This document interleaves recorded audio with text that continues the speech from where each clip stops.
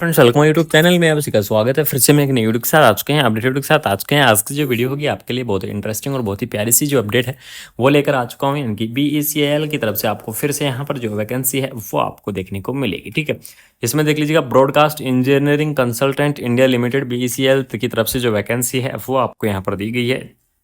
इसका जो नोटिस है वो आपका रिलीज किया गया है 10 जून, यानी कि 10 जून को आपका जो नोटिफिकेशन है वो आपका रिलीज हुआ है। यहाँ पर देख लीजिएगा एडवर्टाइजमेंट नंबर भी ही आपको यहाँ पर दे दिए गए हैं। कौन कौन सी वैकेंसी रहने वाली है, सारी चीज़ों के बारे में यहाँ पर डिस्कस करेंगे डिटेल में आप सभी के साथ। यहाँ पर क्या करने वाला हूँ, चर्चा करने वाला हूँ। यहाँ पर देख लीजिएगा इसका हेड ऑफिस की अगर मैं बात करूँ तो नोएडा के अंदर है, यानी कि आपकी जो भर्ती है वो आपको देखने को मिलेगी। दिल्ली या नोएडा से वैकेंसी आपको देखने को मिल रही है। फ़ोन नंबर आपको यहाँ पर दिए गए हैं, फैक्स नंबर भी आपको दिए गए हैं, और आपकी इसकी जो ऑफिशियल वेबसाइट है वो इसकी ऑफिशियल वेबसाइट भी आपको यहाँ पर क्या की है, प्रोवाइड की गई है। ठीक है, ऑफिशियल वेबसाइट आप सभी को मैं बता देता हूँ, www.becil.com क्या है, इसकी ऑफिशियल वेबसाइट है।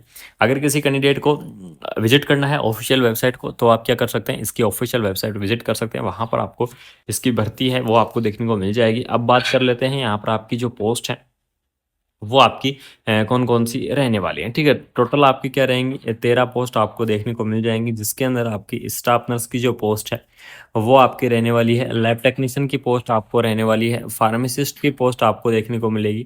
ठीक है, assistant dietitians, therapist, physiotherapist, medical officer, काफ़ी सारी अलग अलग पोस्ट आपको यहाँ पर दी गई है। तो ये आपके लिए सबसे बड़ी अपॉर्चुनिटी रहेगी और सबसे बड़ी आपके लिए जो भर्ती है वो आप सभी के साथ यहाँ पर रहने वाली है। ठीक है, इसके अंदर 1 बाय 1 सारी डिस्कस कर लेंगे। उसके बाद में लास्ट डेट के बारे में भी चर्चा करेंगे, वैकेंसी को आप कब तक क्या कर सकते हैं, अप्लाई कर सकते हैं।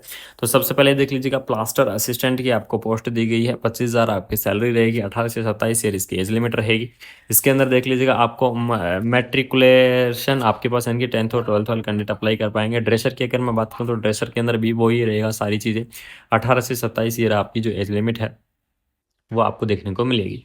उसके बाद आपके डाइटिशियन की पोस्ट है। आपके पास क्या होना चाहिए, degree in the science with the home science. कि अगर आप होम साइंस के अंदर अगर डिग्री और डिप्लोमा है तो आप क्या कर सकते हैं, भर्ती को अप्लाई कर सकते हैं। ऑक्यूपेशनल थेरेपिस्ट की पोस्ट आपकी रहने वाली है। ऑक्यूपेशनल थेरेपिस्ट के अंदर देख लीजिएगा BSc पैरामेडिकल सीनियर, ये सारी पोस्ट आपकी यहाँ पर रहेंगी। इसकी सैलरी आपकी 46,000 रुपये रहने वाली है। और एज लिमिट के बारे में अगर मैं डिस्कस करूँ तो 21 से 32 ईयर आपको जो एज लिमिट है वो आपको देखने को मिल जाएगी। ठीक है, उसके बाद में देख लीजिएगा OT असिस्टेंट की आपकी पोस्ट रहने वाली है। OT असिस्टेंट के अंदर सबसे पहले आपके 12th पास साइंस के साथ होनी चाहिए। उसके बाद में ऑपरेशन रूम असिस्टेंट का आपके पास क्या होना चाहिए, कोर्स होना चाहिए। ठीक है, उसी OT असिस्टेंट के लिए आपको क्या होना, जो ऑपरेशंस जो थिएटर असिस्टेंट का जो कोर्स होता है वो आपके पास होना चाहिए। अगर वो कोर्स है तो आप क्या कर पाएंगे, इस वैकेंसीज को अप्लाई कर पाएंगे।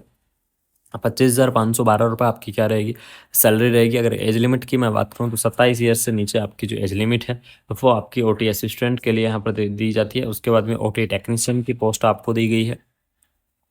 OT टेक्नीशियंस के लिए 33,000 रुपये सैलरी रहेगी। इसमें देख लीजिएगा 27 ईयर इसकी एज लिमिट आपकी रहने वाली है। इसके अंदर 5 ईयर का एक्सपीरियंस होना चाहिए ऑपरेशन थिएटर के अंदर। साथ में आपका ऑपरेशन थिएटर असिस्टेंट का आपका कोर्स होना चाहिए। उसके बाद में आपको ECG टेक्नीशियंस रेडियोग्राफर की पोस्ट भी आपको यहाँ पर अवेलेबल कराई गई है। अब जो बात करेंगे सबसे इंपॉर्टेंट पोस्ट, फार्मासिस्ट की जो पोस्ट है उसके बारे में यहाँ पर डिस्कस कर लेते हैं। तो यहाँ पर देख लीजिएगा आपको जो फार्मासिस्ट की पोस्ट है वो भी प्रोवाइड की गई है, जिसके अंदर B फार्मा और D फार्मा आपके पास होना जरूरी है। या तो आप क्या करें, आपके पास B फार्मा है तो आप इस वैकेंसी को अप्लाई कर पाएंगे, या फिर आपके पास D फार्मा है तो आप इस वैकेंसी को क्या कर सकते हैं, अप्लाई कर सकते हैं। सैलरी आपकी 38,000 रुपये रहेगी। 18 से 30 ईयर इसकी जो एज लिमिट है वो आपको देखने को मिलेगी। ठीक है, यानी कि मिनिमम एज लिमिट आपके 18 ईयर और जो मैक्सिमम है वो आपकी यहाँ पर 30 ईयर देखने को मिल जाएगी। उसके बाद में आपकी लैब असिस्टेंट की पोस्ट है। लैब असिस्टेंट की पोस्ट के लिए कौन कौन कैंडिडेट अप्लाई कर पाएंगे, लैब असिस्टेंट की पोस्ट या तो आपके पास क्या होना चाहिए, DMLT होना चाहिए, या आपके पास क्या होना चाहिए, MLT होना चाहिए। अगर DMLT और MLT कोर्स आपके पास है तो आप क्या कर पाएंगे, वैकेंसी को अप्लाई कर पाएंगे। 33,000 रुपये इसकी सैलरी आपकी रहेगी। 18 से 27 ईयर इसकी जो एज लिमिट है वो आपको देखने को मिल जाएगी। यानी कि मिनिमम एज लिमिट 18 ईयर और जो मैक्सिमम एज लिमिट है वो आपकी 17 ईयर रहने वाली है। उसके बाद में लैब टेक्नीशियन की पोस्ट आपको दी गई है। लैब टेक्नीशियन को पोस्ट के लिए भी आपको वही डिग्री है, डिप्लोमा, DMLT, MLT वाले जो कैंडिडेट हैं वो साथी हैं वो इस वैकेंसी को क्या कर सकते हैं, अप्लाई कर सकते हैं। अब जो सबसे इंपॉर्टेंट आती है वो आती है हमारी नर्सिंग ऑफिसर की पोस्ट। ठीक है, नर्सिंग ऑफिसर की पोस्ट आती है। सैलरी आपकी 60,000 रहेगी। बहुत ही अच्छी खासी आपकी सैलरी रहने वाली है। 60,000 रुपये पर मंथ के हिसाब से जो सैलरी है वो आपको देखने को मिल जाएगी। नंबर ऑफ द पोस्ट आपको यहाँ पर दी गई है। साथ में आपको बता दूँ 10th होनी चाहिए, 12th होनी चाहिए। साइंस 12th आपकी किसके साथ होनी चाहिए? साइंस के साथ होनी चाहिए, ठीक है। उसके बाद में आपका ए ग्रेड सर्टिफिकेट होना चाहिए नर्सिंग के डिग्री एंड डिप्लोमा के अंदर। तो वो कैंडिडेट क्या कर पाएंगे, वैकेंसी को आप अप्लाई कर सकते हैं। सर्टिफाइड मिडवाइफरी से आपका क्या होना चाहिए, सर्टिफाइड होना चाहिए। सैलरी यहाँ पर आपकी नर्सिंग ऑफिसर की बहुत ही अच्छी खासी दी गई है, यानी 60,000 रुपये पर मंथ के हिसाब से जो सैलरी है वो आपकी रहने वाली है। बड़ी प्यारी सैलरी है, परमानेंट के बराबर आपकी सैलरी दी गई है। परमानेंट भर्ती आपको BCIL की तरफ से आपको निकाली गई है। और इसके अंदर जो बात करेंगे हम, वो बात करेंगे कौन कौन कैंडिडेट अप्लाई कर सकते हैं। तो यहाँ पर देख लीजिएगा, BSc नर्सिंग जो कैंडिडेट है वो भी इस वैकेंसी को अप्लाई कर सकते हैं। जो पोस्ट BSc नर्सिंग कैंडिडेट है, पोस्ट BSc नर्सिंग कैंडिडेट भी अप्लाई कर पाएंगे। GNM कैंडिडेट भी अप्लाई कर पाएंगे। ये सभी जो कैंडिडेट हैं ये क्या कर सकते हैं, इस वैकेंसीज को आप अप्लाई कर सकते हैं। GNM वालों के पास यहाँ पर एक्सपीरियंस मांगा गया है, ठीक है। बाकी आपको मैं कंप्लीटली जो जानकारी है वो आपको प्रोवाइड करवा चुका हूँ। बात करते हैं इसकी लास्ट डेट के बारे में और सारे टर्म्स एंड कंडीशंस के बारे में भी यहाँ पर डिस्कस कर लेते हैं। तो यहाँ पर देख लीजिएगा, आपको ऑनलाइन मोड आपके क्या रहने वाले हैं, एप्लीकेशन फॉर्म रहेंगे। यहाँ पर स्पष्ट लिखा हुआ है और सिर्फ आपका ऑनलाइन मोड ही आपका जो एप्लीकेशन फॉर्म है वो माना जाएगा। ऑफिशियल वेबसाइट के बारे में अगर मैं यहाँ पर डिस्कस करूँ तो ऑफिशियल वेबसाइट रहेगी www.becil.com। क्या है, आपको इसकी जो ऑफिशियल वेबसाइट है वो आपकी ऑफिशियल वेबसाइट आपको यहाँ पर प्रोवाइड की गई है। विजिट करेंगे, वहाँ से आपको एप्लीकेशन फॉर्म भरना होगा। ऑनलाइन एप्लीकेशन फॉर्म आपके रहेंगे तो आपको क्या करना है, इसकी ऑफिशियल वेबसाइट को विजिट करके और वहीं से ही क्या करना होगा, आपको एप्लीकेशन फॉर्म को भरना होगा। लास्ट डेट के बारे में अगर मैं डिस्कस करूँ तो लास्ट डेट आपकी रहेगी 23 जून। 23 जून तक आप क्या कर सकते हैं, इस वैकेंसीज को आप अप्लाई कर सकते हैं। तो जो भी इंटरेस्टिंग कैंडिडेट हैं, जो भी साथी अप्लाई करना चाहते हैं, वो इस वैकेंसीज को आप क्या करें, ज़रूर से अप्लाई कर दें। उसके बाद में आपको रजिस्ट्रेशन पोर्टल के बारे में भी डिटेल दी गई है कि हाउ टू अप्लाई, यानी कि किस प्रकार से आपको अप्लाई करना है।